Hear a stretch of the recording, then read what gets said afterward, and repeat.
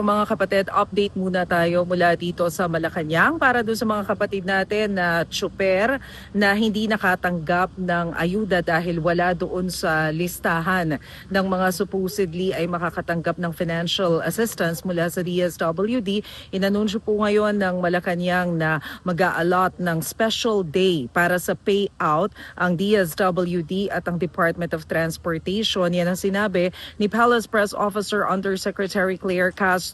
Posible daw kasi na yung listahan nitong mga dapat nabibigyan ng ayuda ay pwedeng nagkaroon ng double entry, kaya kailangan lamang daw ayusin yung listahan, and once na maayos na yung listahan, magkakaroon sila ng special day for the payout. Ngayon, tinanong din kanina doon sa press briefing ni Jose Castro kung ano na ba ang plano ng Malacanang pagdating doon sa pagpapatupad ng emergency power ni Pangulong Marcos at kung gaano kalaki ba yung excise tax na plano nilang i-cut o ibawas mula doon sa produktong petrolyo. Ang sabi ni Jose Castro, pinag-aaralan pa kung gaano kalaki yung dapat na ikaltas dyan sa excise tax ng petrolyo dahil nga dyan sa patuloy na pagtaas ng presyo ng langis. Binabalanse daw kasi ang lahat at dahil nga pabago-bago ang presyo ng petrolyo, kailangan munang i-review. Pero sa gitna nito, alam nyo, ipinagtanggol ng Malacanang ang Energy Secretary na si Sharon Garin dahil nga doon sa mga batikos na ang kupad kumilos ng administrasyon sa gitna nitong problema na nangyayari sa bansa dahil nga doon sa gulo sa Middle East.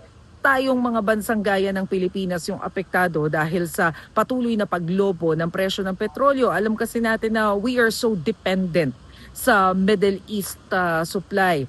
Ang sinasabi ni Jose Castro, hindi na nga daw natutulog itong si Secretary Garin para daw tutukan itong problema sa petrolyo. Pero syempre natanong din siya na ngayon ay nasa national energy emergency ng Pilipinas. Ibig sabihin ba nito ay pwede nang ma-take over ng DOE ang oil industry dahil nakasaad yan doon sa Oil Deregulation Law, Section 14, na kapag ka nasa emergency ng Pilipinas, pwedeng i-take over ng DOE ang industriya nang sa gayon magkaroon din tayo ng say doon sa presyo ng petrolyo. Well, as sinasabi naman ni Jose Castro, malinaw din naman na kapag in bad faith or meron ng mga pang-aabuso, pwede naman talagang makialam ang gobyerno. But for now, wala pang ganyan na napapag-usapan. At sa isang panayam din naman, nabanggit ni Secretary Garin na mukhang mahihirapan ng DOE na gawin yan. But for now, kailangan kasing balansihin yung lahat.